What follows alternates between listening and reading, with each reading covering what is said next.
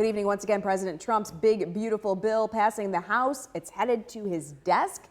And local Democratic representatives John Mannion and Josh Riley, they both voted no. Republican Elise Stefanik voted yes. The final tally came down to mostly along party lines.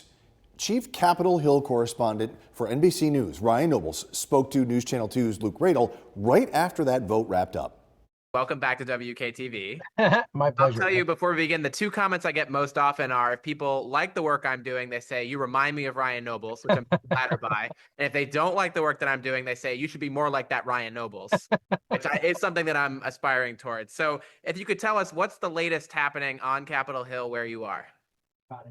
Well, they got it done. House Speaker Mike Johnson, against all odds, facing a ton of headwinds, found a way to muscle this bill over the finish line. And while no doubt he deserves some credit for trying to marshal these conservative forces that really hated the changes that were made by the Senate, really this is an indication of just how powerful Donald Trump is within the Republican Party. I've got to ask you, when the bill was on the Senate side, you had a bit of a standoff with Alaska Senator Lisa Murkowski. Senator Paul said that that your vote was a bailout for Alaska at the expense of the rest of the country. Oh my God. That's what Senator Paul said.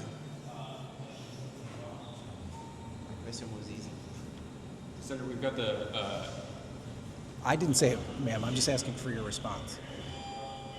I hope you won't leave me with 12 seconds of silence here, but what was going through your mind when that was happening?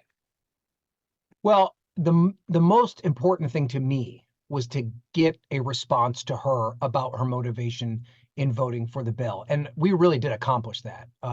The fact that she stared at me for that long, to me, demonstrated that she was processing in that moment in real time the backlash that she was already receiving for voting for the bill and the deal that she cut to get her to a yes.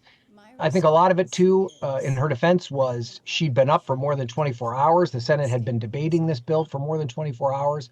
It has been a long stretch for these members of Congress as they've been debating this bill.